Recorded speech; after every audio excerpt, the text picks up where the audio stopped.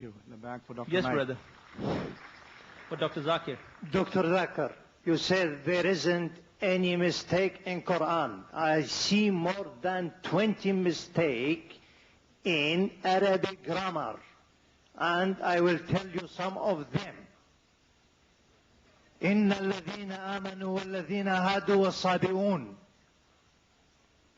Brother, He said in Baqarah and Hajj, إن الذين آمنوا والذين هادوا والصابئين. Which is right? الصابئون or الصابئين? Number one. Number two. brother, He said, brother, one question at a time, please. yeah, but at the same thing, he said in Surah Taha 63, إن هذان لساحران. Mistake. إن هذين لساحران. Can you explain that? And there is more than that mistake. Brother will allow you only the One- first part of the question. The second part will not allow because we have stated we'll allow one Okay. question at a time so others get a chance too. Okay. The brother has asked a very good question. I would like to be more concordant and agreeing. He has mentioned all 20 grammatical points. And the book is referring to Abdul Fadi. Abdul Fadi, correct? Is the Quran infallible? I can see some things. Yeah. Alhamdulillah, my side is good.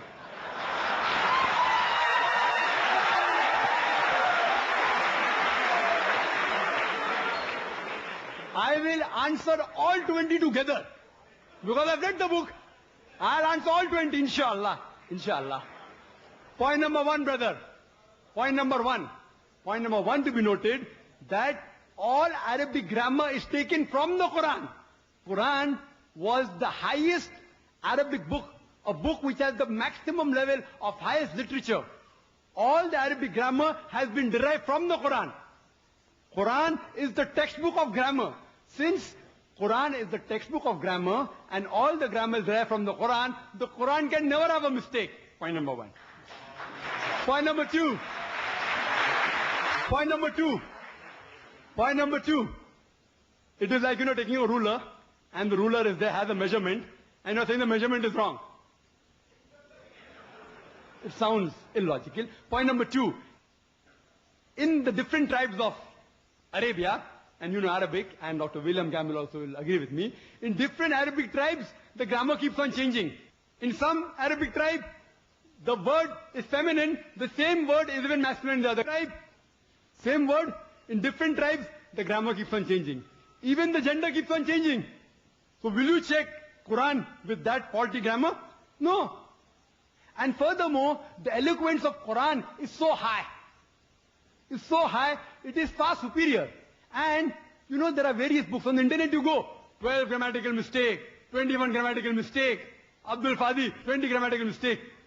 Do you think the Christian people took out these mistakes? Who took out these mistakes?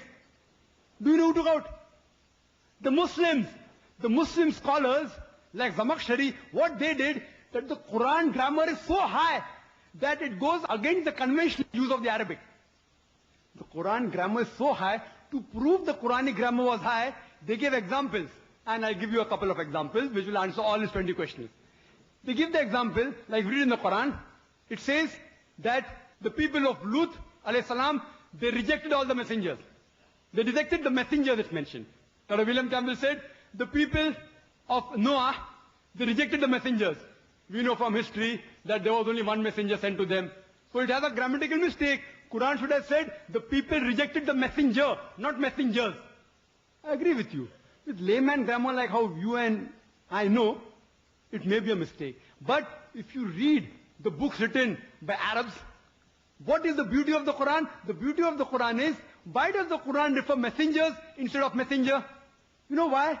Because we know that the basic message of all the messengers was same. That there is one God. About Tawheed, about Allah subhanahu wa ta'ala. By mentioning the people of Lut alayhi salam, the people of Noah rejected the messenger. It says by rejecting Lut alayhi salam, they are indirectly rejecting all the messengers.